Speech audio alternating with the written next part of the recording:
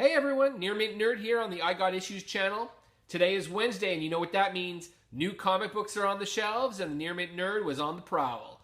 So I got all my books today. It was a huge week. I got something like 13 books, and I also got a couple of bonus books from the back issue bin. Nothing old, something a little more recent, but something to throw at the end of the video to show you that as well. So, hope you like the haul, and I'll see you on the other side.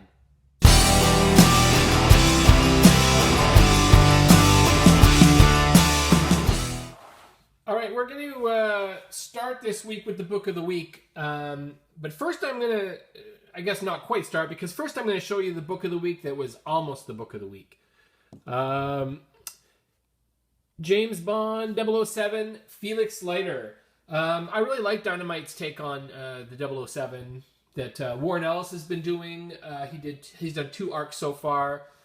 I can't remember who is doing the other book, but there is also another miniseries. And now they're doing Felix Leiter, who is, the American agent from the James Bond films. In the last couple of films, it was played by Jeffrey Wright, and I think I would have liked to see Jeffrey Wright continue in the role in comics. Instead, it looks like they've decided that Josh Holloway, who played Sawyer in Lost, is going to be the photo reference for this version of Felix Leiter. So we'll see how that goes. And it sure looks like Angelina Jolie is the villain of this piece. I wonder if they're getting a little too heavy into photo likeness because, there's no mistaking who these people are supposed to be. Anyways, right down to the wire, this was going to be the book of the week.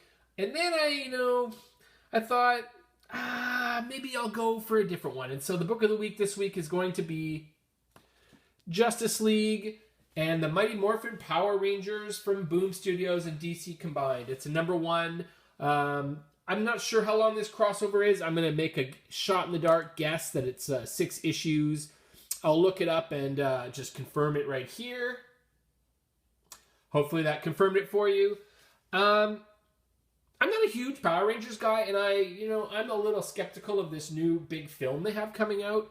But I love the Justice League, and I do like crossovers between universes, so I'm going to give this one a chance. And I think it's also one that perhaps my son would enjoy, which is another reason I picked this one up and made the book of the week.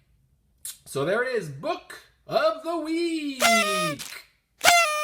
All right, so let's continue with my DC picks. Next up, we have Hal Jordan and the Green Lantern Corps. The cover I chose to get was the beautiful Lar Fleas cover. I just love this cover. Isn't that great? I like some of these iconic covers. I also like covers where, they have the big battle melees going on and stuff.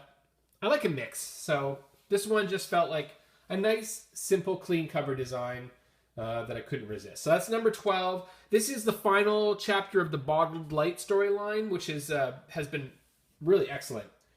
Next up, we have Deathstroke.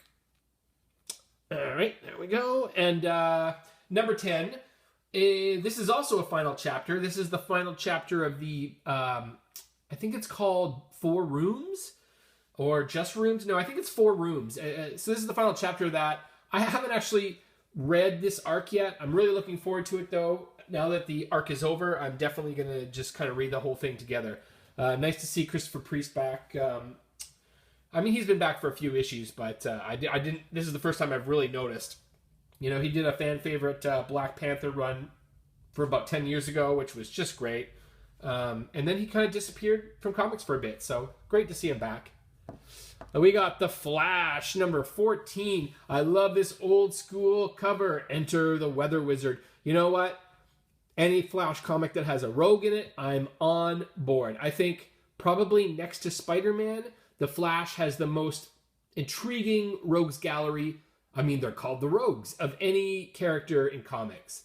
One of the reasons why I love The Flash so much. Sorry to rain on your parade, Flash, but I'm robbing this bank and there's nothing you can do about it. I just love how old school that feels.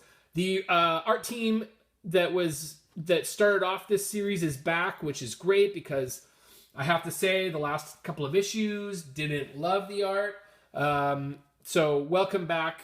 I don't want to say his name because I'm going to butcher it, but welcome back to a fine, fine artist.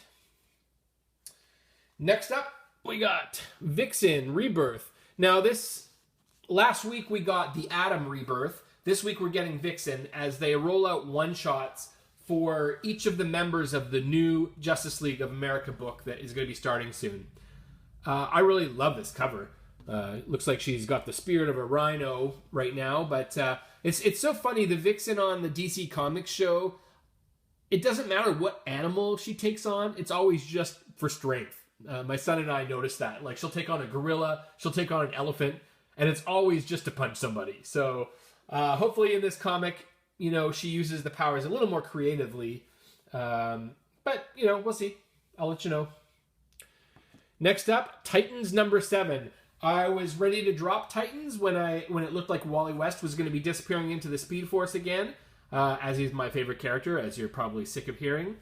I did not drop it, so that probably gives you a little spoiler hint as to whether or not he disappeared from the book. He's on the cover, so that's kind of a spoiler already. Dan Abnett on scripting. I think this is going to be a classic Flash race with Flash and Superman. I'm not sure if I think we've seen a race before between Wally West and Superman. We've certainly seen a bunch of Barry Allen and Superman, but the race issues are always a lot of fun. I'm not sure that's what this is, but I secretly hope so. Next up, we have Justice League versus Suicide Squad as they continue this weekly crossover.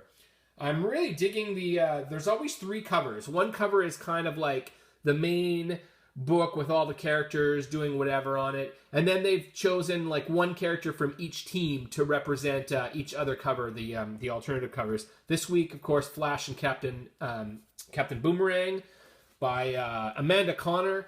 Definitely the preferred cover for me this week. That looks just outstanding. And then the tie-in Suicide Squad issue with Lobo on the front also came out. This is number 9 of Suicide Squad by Rob Williams, who's also doing the Flash book writing. Is it Cy Spurrier? I think that's his name on art. Love this cover. It feels like a real old school Lobo cover. It's nice to see that they've just done away with that weird skinny Lobo and they've kind of gone back to the Lobo we all love. Very quietly, it seems. So thrilled about that. I love the fact that he's kind of looking at, this infinity cover because he's on the cover reading the magazine and so on and so forth. Really cool book. Really cool cover. All right, that's it for DC. I'm just going to clear the decks here as we move on to Marvel now. First up, we have the Great Lakes Avengers. Love this Flatman cover, really cool. It's such a fun book. Sometimes comics, you read them and they're not fun, and I just don't understand that, but this is such a fun comic. Just love it. Next up, Jessica Jones. That's a pretty cool cover. David Mack, I think. Yeah, there's the Mack. Again, this used to be part of the Max line, the previous series, so, be careful if you're letting your kids read it. Not really for kids. There's some really kind of dark themes and some sexual stuff. But great. I'm surprised they didn't, in this new series, go for, making her look more like the TV character. I'm actually impressed that they've not done that. They've kind of, let her be her own thing in comics, which is great. Brian Michael Bendis, as always, this is his creation. He's done every single issue of Jessica Jones, dating back through the previous series. At least I think so. I should be careful. I always make these statements, and then they're always wrong. And you guys, I love it when you correct me, so thank you for that. Next up, we got Spider-Man number 1. No, fooled again, guys. Number 1 in a new story arc. It's actually number 12. Oh, Marvel. So this one I got purely for the cover. I haven't really been reading this title, but I just thought this cover is pretty iconic, and I can just see this cover, being sought after down the road, and why not? It's a beautiful cover, so I snatched that up. Love the interracial kiss between 2 teen characters. Amazing. Love it. Next up is Doctor Strange and the Sorcerers Supreme, number 4. I actually wasn't going to pick up this series because I just felt like, you know, because there was a Doctor Strange movie out, they were going to pump out all these Doctor Strange books and oversaturate the character. I already enjoy the main title, although I don't read it in comics. I read it in trades, and I'm going to keep doing that. So you won't see it here. But, you know, I thought today I looked at this cover and I thought, you know, and I flipped inside and I went, I got to have this. I got to read this. It looks great. So I went backwards, as I often do, and I picked up Doctor Strange and the Sorcerer Supreme #1. This is one of the variant covers, Mike Deodato Jr. And you'll notice the $8 price tag. I actually paid $6. The guy at the shop's a friend. I've been going to the same shop for about, God, 15 years now? Oh my gosh, that's crazy. So I can usually talk him down a little bit. I try not to, you know, because he's running a business and it's hard enough for these guys. But, you know, this is not an old comic. These variant editions I don't think are really going to appreciate that much, especially for what I'm sure is going to be a minor title, probably a footnote 5 years from now. So he was pretty cool. Gave me a little discount on that. And while I was at it, I picked up for cover price #2 and #3. So with today's #4, I have the whole story, and I'm going to dive into that. I picked up one other book here. I'll show you. Champions #1, the variant edition. Another book that I missed the boat on. I thought, I don't know. I don't really want to read a bunch of Marvel kids. And I kind of changed my stance on that. Partly because the art looks pretty cool inside. Partly because I love Mark Waid, and I've loved him since his legendary Flash run. I've decided to go back and give this a shot, this first issue, and see what it looks like. Okay, so one more little piece that I got today. Last week I showed you that I kind of finally bought Star Wars #1 of the new Marvel series. And today I went back through the back issues. They're not half price anymore, sadly. But I decided that I was going to grab a few more. So I got Star Wars #2. These are all $5. I actually paid the sticker price on all of these. But you know what? It was $4 US when it first came out, which is about $5.50 Canadian. So I'm actually getting it for just slightly under Canadian cover price. So I did all right. So this is #2. Love this cover. An homage, I think, to Lord of the Rings, the first chapter where they're all kind of, you know, hiding underneath that little overcropping of dirt when all the bad guys are kind of marching past. Maybe I'm looking a little too deep into it, but, you know, it's my channel. I can do what I want. All right, Star Wars #2. Also picked up #3. Love this cover. Wow. Luke on a speeder. And #4. I mean, you guys are all like, oh my God, we've been looking at these covers for like 2 years. Are we seriously going to start from scratch? Yeah, sorry. But I do love this, you know, great Darth Vader cover here, #4. I mean, John Cassaday is killing it on these covers. #5, love it. And finally, #6 with Luke. And then I picked up Annual #1. With the Emperor. So, you know, I'm not going to catch up completely. I say I'm not. I probably will, but I'm not setting out to try and get all 24 previous issues. I'm probably still going to keep buying it in trades just because I like that for this series. But I wanted to have these early issues. What does it hurt, right? Okay, well, I think that's all there is for this week. So I'm going to turn you back to my good friend Near Mint Nerd, who I'm sure is super enthusiastic to see you.